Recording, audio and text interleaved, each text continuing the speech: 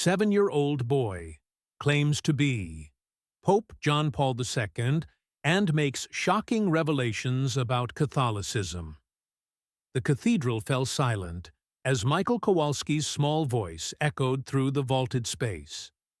What had begun as a routine First Communion ceremony at St. Stanislaus Catholic Church in Chicago had transformed into something extraordinary when the 7-year-old boy had suddenly risen from his seat, approached the altar, and begun to speak, not with the hesitant voice of a child, but with the measured cadence and subtle Polish accent of someone much older. The third secret of Fatima has been misinterpreted, Michael said, his blue eyes fixed on Father Dombrowski with unsettling intensity. It was never about the assassination attempt. It was about the internal corruption that would threaten to destroy the church from within. Father Dombrowski stood frozen at the altar, chalice still raised mid-blessing. The 300 parishioners who had gathered for the spring communion ceremony sat in stunned silence as this small boy in his white communion suit continued speaking with an authority that seemed impossible. Tati? The consecration prayers must be said exactly as they were written in the original Aramaic translation, not the modified Latin version from the 12th century, Michael continued, now switching effortlessly into perfect ecclesiastical Latin that left Father Dombrowski, a scholar of ancient languages, visibly shaken. In the third row, Anna and Tomasz Kowalski watched in horror and confusion as their son, their shy, dinosaur-obsessed, perfectly ordinary son, spoke of Vatican protocols and ancient liturgical practices with the confidence of a seminary professor. Father Dombrowski regained his composure enough to gently guide the boy back to his seat. "We'll continue the ceremony now," he said, his voice trembling slightly, but the damage was done. The whispers had begun. By the time the final hymn was sung, half the congregation was staring at the small blond boy who now sat quietly beside his mother, swinging his legs and looking entirely normal once again. Later, in Father Dombrowski's office, Michael sat calmly eating a cookie, while the adults spoke in hushed, urgent tones. Has he been reading unusual books? Watching documentaries about the Vatican? Father Dombrowski asked. Anna shook her head emphatically. He watches cartoons and reads children's books. He's never shown any particular interest in church history. The things he said about the Fatima secrets, Father Dombrowski continued, and the specific details about conclave procedures, these aren't things available in public records. "What are you suggesting?" Tomasz asked, his arm protectively around his wife's shoulders. Father Dombrowski hesitated. "I'm not suggesting anything yet, but what Michael said about the private chapel in the papal apartments, the specific icon of the Black Madonna that Pope John Paul II kept on the eastern wall, that's not public knowledge. I only know because I visited there once as a young priest. It was a private detail." Michael looked up from his cookie, seeming to follow the conversation with interest. "The icon was a gift from Cardinal Wyszynski in 1978, he said matter-of-factly. "I placed it there myself because it reminded me of home." The room fell silent. Michael's use of the first person hadn't escaped anyone's notice. "Michael," Father Dombrowski said gently, kneeling to the boy's eye level. "Why did you say, 'I placed it there myself'?" Michael tilted his head, seeming confused by the question. "Because I did, before the first trip back to Poland." He hesitated, looking momentarily confused. "I mean, he did. Pope John Paul." But the correction lacked conviction. That night, after Michael had gone to bed, Anna and Tomasz sat at their kitchen table, cups of tea growing cold between them. "He's never shown signs of this before?" Father Dombrowski had asked, and they had answered truthfully. Their son had been a normal, happy child. Born in Chicago to Polish immigrant parents, Michael had shown no particular religious devotion or unusual knowledge. He played soccer, collected rocks, complained about broccoli, all the ordinary attributes of a 7-year-old boy.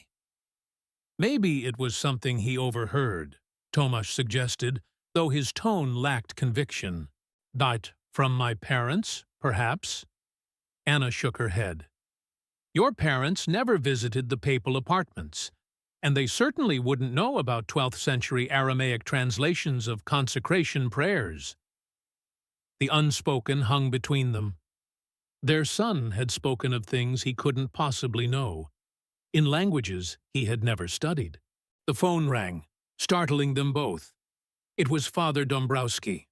"I've made some calls," he said without preamble. "Bishop Lewandowski would like to meet with Michael. And with you both, of course." "The bishop?" Anna's voice rose. "Why would the bishop want to meet Michael?" There was a pause on the line. "Because I sent him the video." "What video?" Tomasz asked sharply. "Mrs. Adamski records all our ceremonies for the church website. She captured everything Michael said." Another pause. And Bishop Lewandowski recognized some of it. Things about Pope John Paul II's early life in Poland that weren't common knowledge. The meeting was arranged for the following Thursday. In the intervening days, Michael seemed entirely himself, playing with friends, attending school, building elaborate Lego structures. The incident at the communion ceremony might have seemed like a strange dream, if not for the increasingly frequent phone calls from Father Dombrowski, and the growing sense of unease that permeated their home. On Tuesday evening, as Anna tucked Michael into bed, she decided on a direct approach. "Sweetie, do you remember what happened at church on Sunday, when you went up to the altar?" Michael nodded, his expression serious. "I remembered something important." "What did you remember?" He seemed to consider the question carefully. "I remembered being someone else, someone older." His small brow furrowed. "I was important. People listened to me." Anna's heart raced. "Who were you?" "The Pope," Michael said simply. "The one from Poland, like Babcia and Giadek." "Pope John Paul II?" Anna whispered. Michael nodded. "That was my name. My other name. Karol Wojtyła." The name hung in the air between them. Anna had been prepared for many answers. An imaginary friend, perhaps, or a character from a book, but not this specific, confident identification. "And how do you know this?" she asked, working to keep her voice steady. Michael shrugged. "I just remembered. Like how I remember going to the zoo last summer. Except these memories are from before I was born." The certainty in his voice chilled her.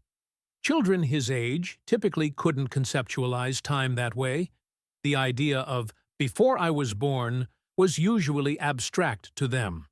"Can you tell me something you remember from being Pope John Paul II?" she asked, half afraid of the answer. "I remember the day they shot me," Michael said quietly. "In St. Peter's Square. It hurt here." He touched his abdomen. "But I forgave him later. I went to his prison and talked to him." Anna knew the broad details of the 1981 assassination attempt on Pope John Paul II. Second, most Catholics did, but Michael's description had an immediacy that felt unsettling. "Who did you forgive, Michael?" "Agca," he said without hesitation. "Mehmet Ali Agca." He was confused. He thought he was doing something right, but he was being used by people with hatred in their hearts. Anna reached for her phone on the nightstand, her hand shaking slightly as she did a quick search.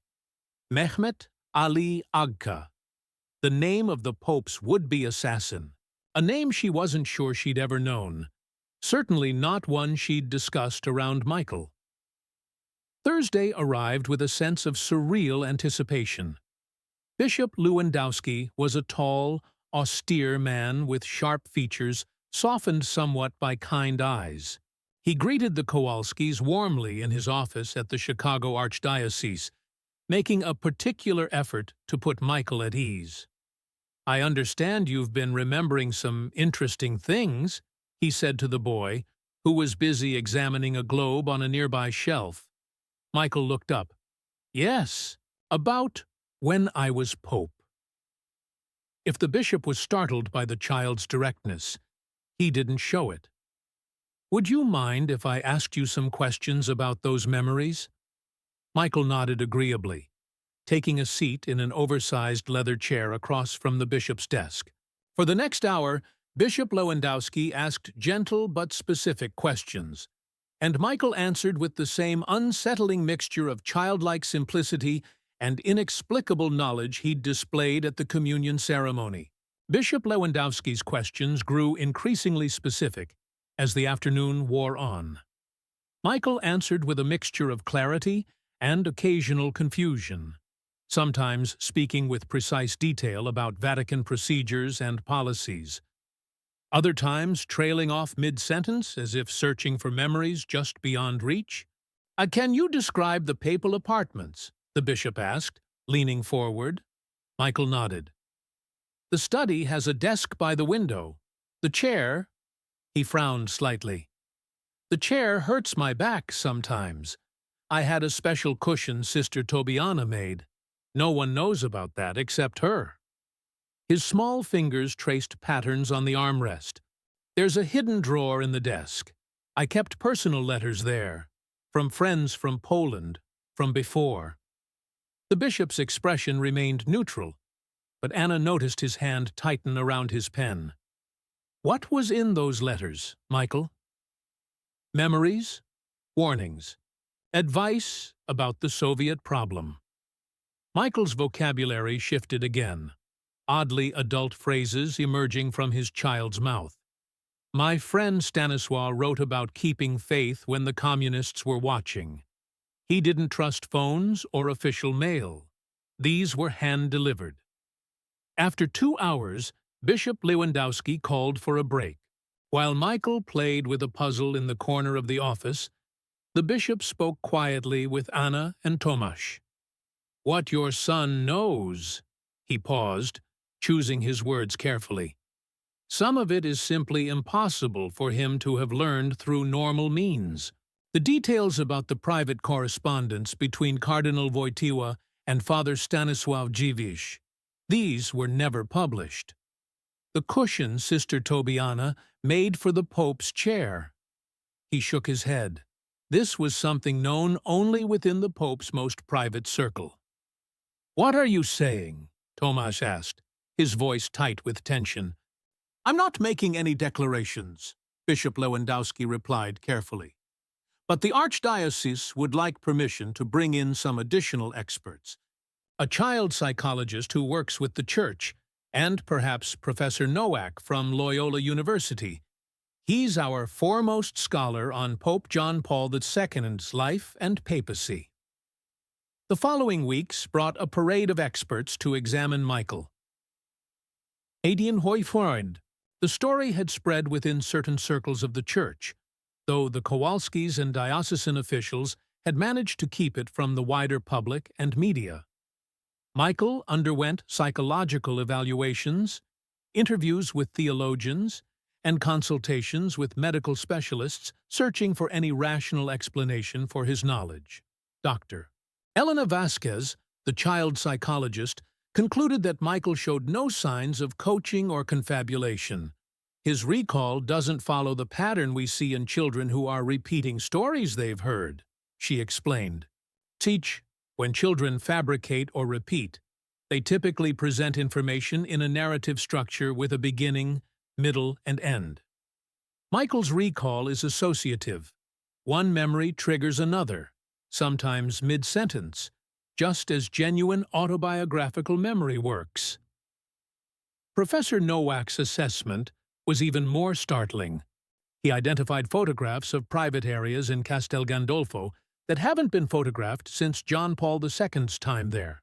And he described in detail a conversation I had personally with the Holy Father in 1992, a private audience that was never documented. As spring turned to summer, Michael's episodes of remembering became more frequent and more detailed. He began speaking Polish fluently during these episodes, despite having only a rudimentary knowledge of the language from his grandparents. During one particularly intense session, he switched between Polish, Italian, and Latin with native fluency in each. The Kowalskis struggled to maintain normalcy. Michael still attended school, still played with neighborhood children, still collected toy cars and built elaborate Lego structures, but increasingly, there were moments when he would grow still and quiet, his eyes focusing on something distant, before he would begin speaking of Vatican councils or theological nuances with disturbing precision. The strain was beginning to show on the entire family. Anna had taken leave from her job as a nurse. Tomasz, who worked in construction management, had been distracted enough that his boss had pulled him aside to ask if everything was all right at home. Michael's older sister, 12-year-old Sophia, oscillated between fascination with her brother's strange knowledge and resentment of the attention it drew. The turning point came in late June, when Cardinal Bergoglio arrived from Rome. His presence elevated the situation to a new level of seriousness. The Vatican was now officially involved. The cardinal met with Michael in the bishop's residence, a century-old mansion on Chicago's Gold Coast. Michael's parents were present, along with Bishop Lewandowski and two priests who served as the cardinal's assistants. "Michael," Cardinal Bergoglio said gently, speaking through an interpreter although he understood English, "I knew Pope John Paul II very well. We worked together for many years." Michael studied the cardinal's face. "I remember the Synod of 2001. You spoke about the Church in South America." A flicker of surprise crossed Cardinal Bergoglio's face. "That's correct. Do you remember what I said?" Michael nodded. "You said we needed to listen more to the people's suffering, that the Church had become too—" he frowned, searching for the word institutional, that we had forgotten how to be shepherds sometimes. The cardinal sat back, visibly affected. He spoke rapidly in Italian to one of his assistants, who nodded and made notes. "Michael," Cardinal Bergoglio continued, "I want to ask you about something very specific, something that happened in October 1978, just after Karol Wojtyła became Pope John Paul II. Michael tilted his head. "The private mass, in the Pauline Chapel." "Yes." The cardinal leaned forward. "Who was there?" Michael closed his eyes. "Sister Tobiana, Cardinal Villot, my secretary, Stanisław, and—" he paused, his forehead creasing with concentration. "One other. A priest from Krakow who had been my student. He was sick. I had requested he join us, but no one knew why." Michael opened his eyes. "I needed to tell him something important. Something about the vision I had at Jasna Gora in 1936. The room fell silent. Cardinal Bergoglio had gone pale. He exchanged glances with his assistants before turning back to Michael. "What was this priest's name?" he asked quietly. Felix Kamiński."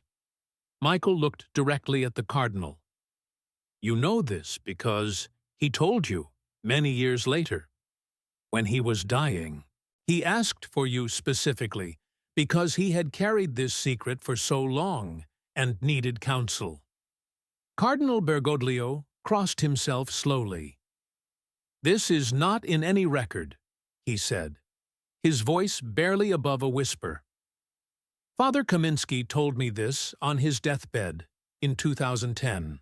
No one else was present." The implications of this exchange rippled through the room.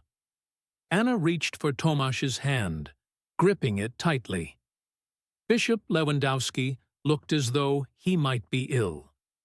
The cardinal's assistants whispered frantically to each other in Italian.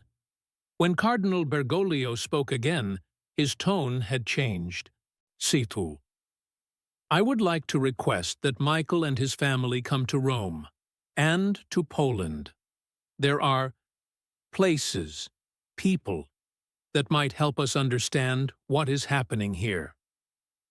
The invitation to Rome transformed their situation. The Vatican arranged everything: private transportation, accommodations in a reserved section of the Vatican guest house, and a carefully planned itinerary that balanced research purposes with consideration for Michael's age and well-being.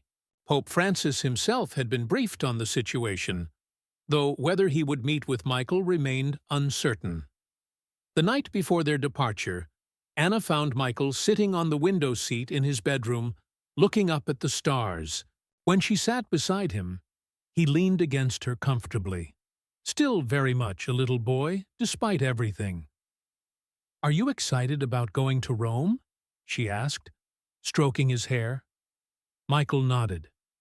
"I want to see if it's the same as I remember." "And what if it's not?" Anna asked carefully. Michael considered this. "Then maybe I'm remembering wrong, or maybe things changed." He looked up at her. "Mom, am I still me, or am I him?" The question broke her heart with its simple complexity. "You're you, sweetheart. You're Michael. You've always been Michael." She hugged him close.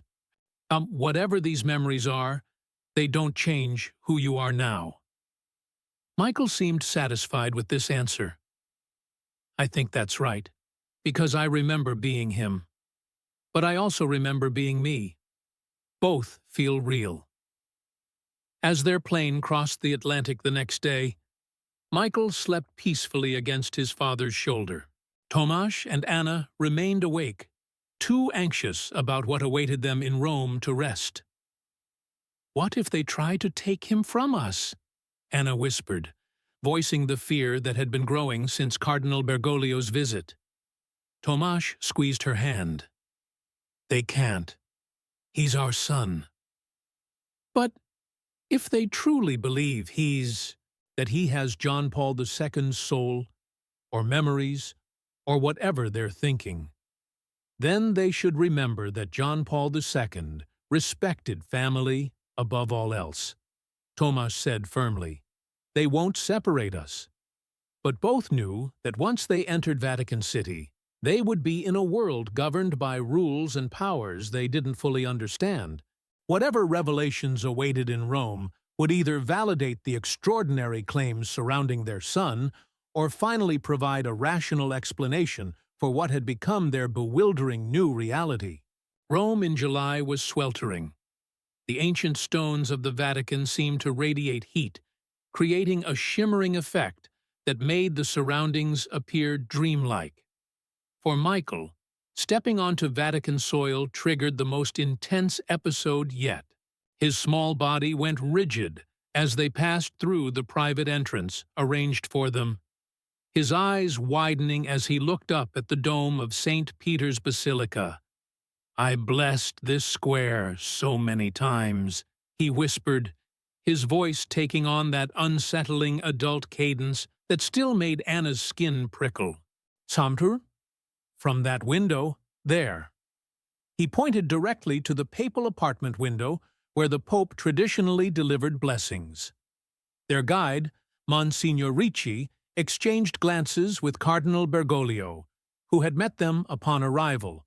The next 7 days followed a carefully structured protocol: mornings spent with theologians and Vatican historians, afternoons devoted to visiting specific locations chosen to test Michael's recognition, evenings left for the family to rest and process.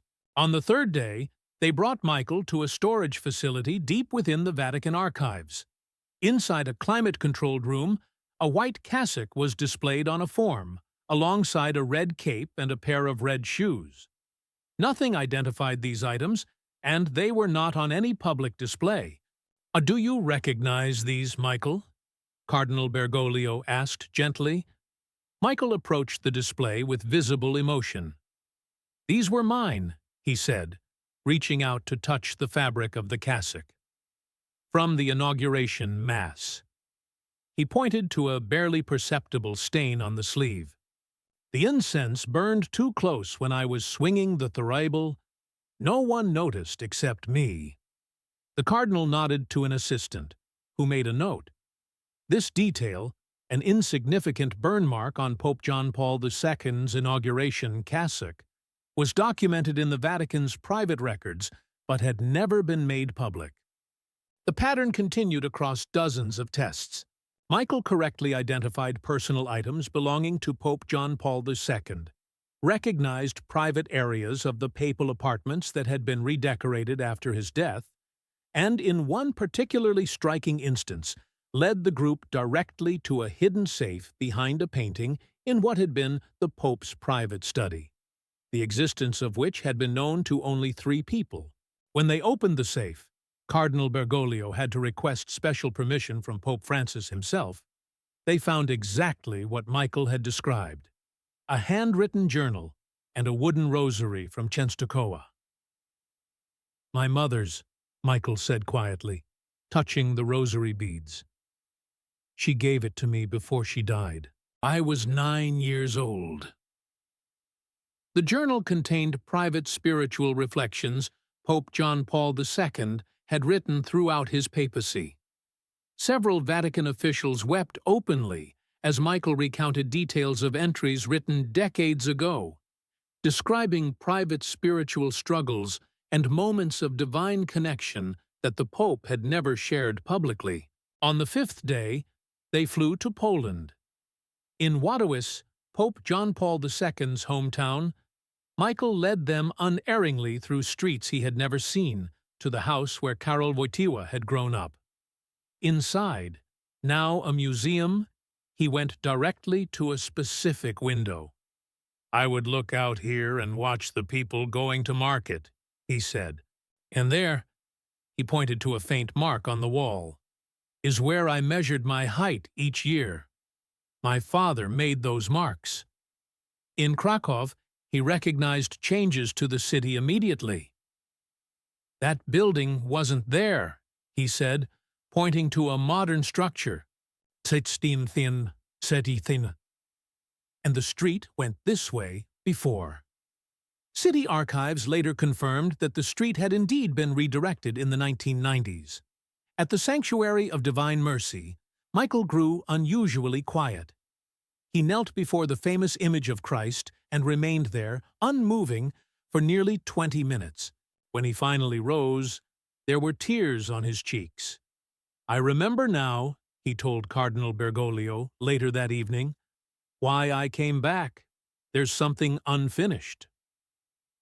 By the final day of their journey, even the most skeptical Vatican officials had been shaken by what they had witnessed. The evidence was overwhelming. This child possessed knowledge that could only have come from Pope John Paul II himself. The theological implications were staggering, challenging fundamental Catholic understandings of the soul's journey after death. The culminating meeting took place in a private chapel within the Vatican. Pope Francis had requested to meet Michael personally, though the encounter was kept strictly confidential. Only Cardinal Bergoglio, Bishop Lewandowski, and Michael's parents were present, along with the Pope's personal secretary. When Pope Francis entered, Michael looked at him with clear recognition, but not the way he had looked at places and objects from John Paul II's life. This was different, more like the recognition one colleague might have for another. "You have carried the burden well," Michael said in perfect Italian, standing respectfully before the pontiff. Pope Francis studied the boy carefully before responding. "And you have returned with purpose, it seems." Their conversation, conducted partly in Italian and partly in Polish with Cardinal Bergoglio translating for the Kowalskis, Saint-Knie lasted over an hour. They spoke of theological matters far beyond a child's understanding, intricate discussions of church doctrine, debates about interpretations of Scripture that had divided Catholic scholars for centuries, and reflections on the future of the Church in modern times. Throughout, Michael maintained that strange duality, moments of profound spiritual insight interspersed with flashes of ordinary seven-year-old behavior, fidgeting in his chair or becoming distracted by the chapel's colorful stained glass. Near the conversation's end, Michael grew suddenly serious. "There are documents in the sealed archives," he said, from 1984, about the third secret of Fatima. Pope Francis nodded solemnly. "I know which ones you mean. They must be released," Michael continued. "Not all at once, but gradually. People need to understand that the warning wasn't about an assassination attempt or a world war. It was about the internal corruption that would threaten to destroy the Church from within." "These are the exact words you used at your first communion," Anna interjected, startled. Michael nodded. "Because it's the most important thing. The Church has protected these truths for too long, thinking people couldn't handle them. But keeping secrets has only made things worse." Pope Francis was silent for a long moment before responding. "These matters require great discernment, but I will personally review the documents you've mentioned." As they prepared to leave, Pope Francis took Michael's hands in his. "You have been given a great gift and a great burden," he said. But remember that you are still a child, still Michael, and you deserve to live this life fully." Michael smiled, looking suddenly very much like an ordinary 7-year-old again. "I know. I want to play soccer and build Legos and go to school, but I also remember other things, important things. Perhaps that is why you've been given this second chance," Pope Francis suggested gently, "to find the balance that was difficult in your previous life." The journey home was quiet, all of them processing the extraordinary events of the past 2 weeks. The Vatican had requested ongoing communication with the family and arranged for a trusted priest in Chicago to provide spiritual guidance for Michael as he grew. They had also established strict protocols to protect the Kowalskis' privacy and shield Michael from media attention and exploitation. Back in Chicago, life gradually found a new rhythm. Michael returned to school in September, resumed soccer practice, and played with neighborhood friends who knew nothing of his remarkable secret. The episodes of remembering became less frequent and less disruptive as months passed. Dr. Vasquez, who continued to work with Michael, developed a theory that his memories would integrate over time, becoming less like possession and more like wisdom, accessible when needed, but not overwhelming his present identity. "Think of it as 2 streams flowing into one river," she explained to Anna and Tomasz.